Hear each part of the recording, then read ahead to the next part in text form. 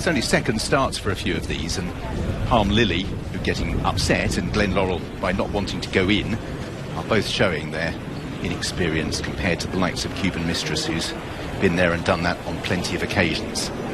Glen Laurel hopefully will stay in this time, halfway. And just about all set. Final shaft to click the gate shut, and that's been achieved. The Princess Margaret Keeneland Stakes gets us underway on King George Day, 6 furlongs, and they all leave the stalls. Lezoo a little bit unbalanced, closest to us as they jumped out. Palm Lily was a little bit slow into stride, and it's Omni Queen with the big white face to the far side who has the early lead. Minnetonka in the claret and blue jacket, yellow colours between them, Glen Laurel racing keenly.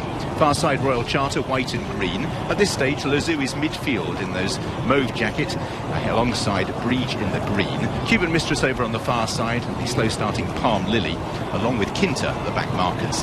They've covered a quarter of a mile. It's Omni Queen and Minnetonka who towed the field along. Glen Laurel races in third place. Lezoo creeping closer on the stand side as Royal Charter is pushed along. Cuban Mistress comes next, just ahead of Breege, who's off the bridle as well. So Minnetonka, travelling strongly, has moved through to lead from Omni Queen. Lezoo, a steady progress under Frankie Dettori on the right-hand side. Behind these, Cuban Mistress, staying on from the back, Kinta, with a degree of purpose as well. So Lezoo has gone to the front.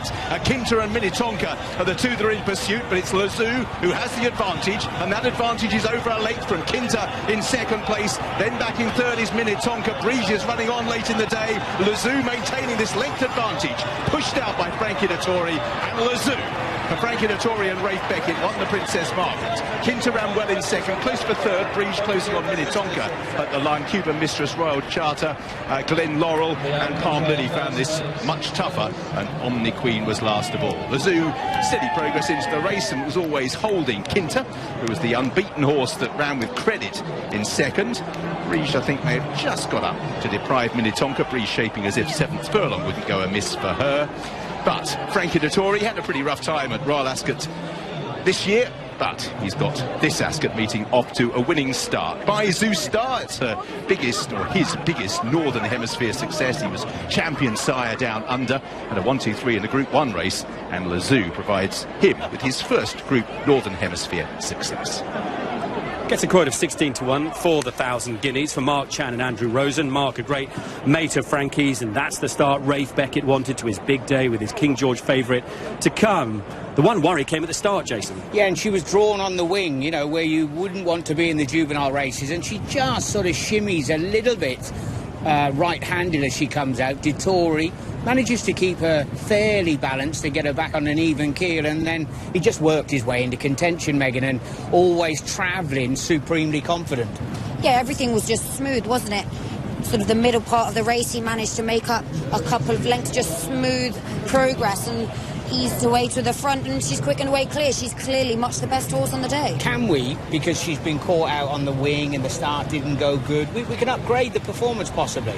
Yeah, quite possibly, but she's had that experience now, and to be honest, despite this slight sort of awkward start, she's been very professional throughout the race, and she's eventually pulled clear a couple of lengths. At Ascot, sometimes they hang towards the entrance or towards where the stables are, and she was very straight, she was very professional out in front on her own. Yeah, Kinta has put up a good performance her first try on the turf. I'm sure that they'll be fairly pleased, or as pleased as you can be with being second. Yeah. Well, this is more like it when you come to Ascot for Frankie Dettori. A lovely start to the day on this filly, Frankie. She's very tough. Listen, she only ran 10 days ago, so it was a good opportunity for her. She always tries her best, and she won.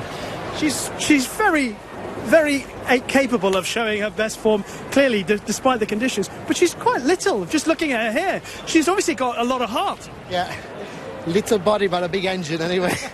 She can move her legs very fast. It's not the size. You got to have a bit of everything. She's got speed, she's got courage, and she's tough. You know, it's a great combination to have. And you were just saying when you were coming back, nice amount of cheering from the crowd when you were hitting the line. I know she was favourite, but I thought, wow, it could be a streaker on the track or something, because everybody was cheering so hard. No, it's nice to have a big crowd like King George Day. It's fantastic. And a brief word about Emily Upjohn in the big race today. It's a cracker. It is a cracker. I'm looking forward to it, you know. It's an amazing race. It's nice to be part of it. Well done. Good luck for the rest of the day, Frankie. Winning trainer is Rafe Beckett. We spoke to you before the race. You said she was in great form. She's delivered today in stylish fashion. How impressed were you? She did well, didn't she? You know, it's great. Her owner has had horses in England for 15 years and he's never seen one of them win.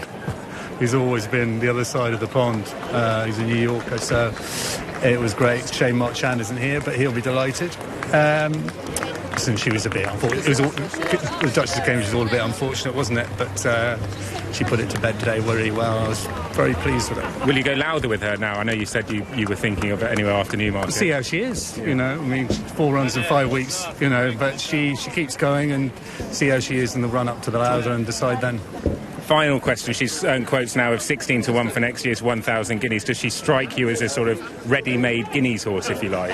I'd be surprised if she got that far. Okay. Yeah. I think she's all 6 right furlongs, really. I'd be surprised if she got a mile. But she's a very relaxed filly, so, you know, who knows? But do you go for it with the knowledge that you can draw back for the Commonwealth Cup if needs be? Yeah, it was a long way off. I think we'll think about the Cheveley part first. Okay, well done. Thanks, Ollie. Yeah, won at Leicester this month, only up £2, and obviously if the pace is strong, that would give Divine Magic an even bigger chance in this Clive Cox Racing Fillies handicap. We spoke to Clive. He's